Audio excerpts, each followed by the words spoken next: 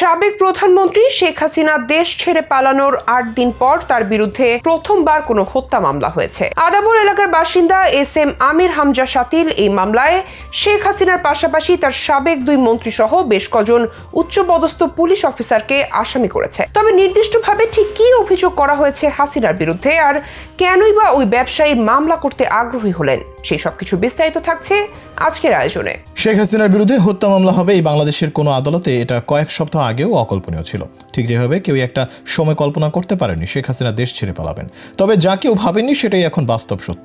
দেশের বিভিন্ন গণমাধ্যমের সূত্রে জানা যায়, সদ্য সাবেক প্রধানমন্ত্রী শেখ হাসিনা ও সাবেক ২ মন্ত্রী সহ ৬ জনের বিরুদ্ধে হত্যা মামলা দায়ের করা হয়েছে। মঙ্গলবার ঢাকার চিফ মেট্রোপলিটন ম্যাজিস্ট্রেট আদালতে রাজধানীর একজন ব্যবসায়ী বাদী হয়ে মামলা করেছেন। সাবেক প্রধানমন্ত্রী ছাড়াও সাবেক সেতুমন্ত্রী ও আওয়ামী লীগের সাধারণ সম্পাদক ওবায়দুল কাদের, সাবেক স্বরাষ্ট্রমন্ত্রী আসাদুজ্জামান খান কামাল, সাবেক পুলিশের মহাপরিদর্শক আব্দুল্লাহ আল মামুন, যুগ্ম কমিশনার বিপ্লব কুমার সরকার, সাবেক ডিবি প্রধান হারুনুর রশিদ ও ডিএমপি কমিশনার হাবিবুর রহমানকে আসামি করা হয়েছে। এছাড়া অজ্ঞাত পুলিশ কর্মকর্তা বা পুলিশের সদস্য ও তৎকালীন সরকারের ঊর্ধ্বতন কর্মকর্তাদের অজ্ঞাতনামা হিসেবে মামলায় আসামি করা হয়েছে। ৫ আগস্ট শেখ হাসিনা প্রধানমন্ত্রীর দায়িত্ব থেকে পদত্যাগ করার পর এই প্রথম তার বিরুদ্ধে কোনো মামলা দায়ের করা হলো। মামলার বাদী হয়েছেন আদাবর এলাকার বাসিন্দা ব্যবসায়ী এস.এম. আমির হামজা শাতিল। তিনি একজন সচেতন নাগরিক হিসেবে একজন নিরীহ নাগরিক হত্যার বিচার চেয়ে এই মামলা করেছেন। আমির হামজা শাতিল বলেন, বিবেকের তাড়নায় আমি এই মামলা করেছি। দুপুরের মধ্যে শুনানি হবে। মামলার অভিযোগে বলা হয়েছে, সম্প্রতি সরকারি চাকরিতে কোটা সংস্কার আন্দোলনে হাজার হাজার ছাত্র জনতা মিছিল সমাবেশ করে। শান্তিপূর্ণ মিছিলে দেশের বিভিন্ন এলাকায় নির্বিচারে গুলি চালানো হয়। বহু ছাত্র জনতা নিহত ও আহত হন। ১৯ জুলাই মোহাম্মদপুরে বসিলার ৪০ ফিট এলাকায় ছাত্র জনতা শান্তিপূর্ণভাবে মিছিল সমাবেশ করছিল। সেখানেও পুলিশ নির্বিচারে গুলি চালায়। রাস্তা পার হওয়ার সময় স্থানীয় মুদি দোকানদার আবু সাইদের মাথায় গুলিবিদ্ধ হন। তিনি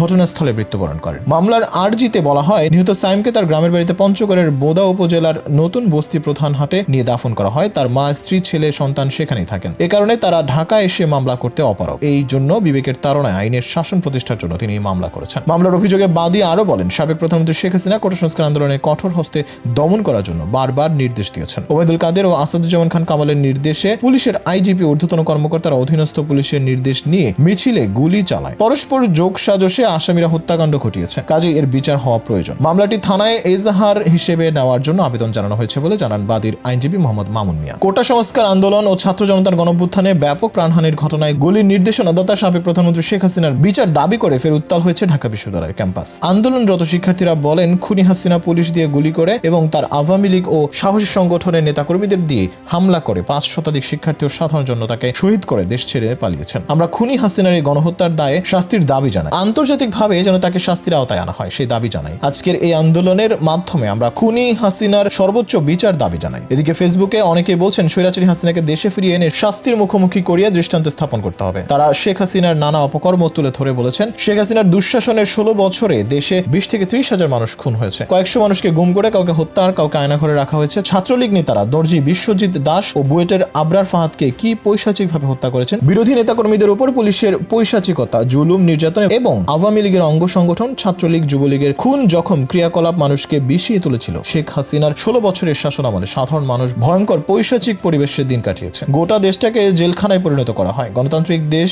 অথচ মানুষ ভোটের অধিকার হারিয়েছে। নির্বাচনের নামে ভারতের নীল নকশায় পাতানো খেলার মাধ্যমে বারবার সরকার গঠন করেছে হাসিনা। অঙ্গ সংগঠন ছাত্রলীগকে খুনি ও মানবতা বিরোধী অপরাধী বাহিনীতে পরিণত করেন শেখ হাসিনা। এত সব অপরাধের দায় মাথায় থাকা একজন জালেম শাসক শাস্তি এড়িয়ে যাবেন, তা কোনোভাবেই মেনে নিতে পারছেন না দেশপ্রেমী ও ভুক্তভোগী জনতা। তাই তো সামাজিক মাধ্যমে জোর দাবি তুলেছেন, বন্দি বিনিময় চুক্তির আওতায় তাকে দ্রুত দেশে ফিরিয়ে এনে বিচার করতে হবে।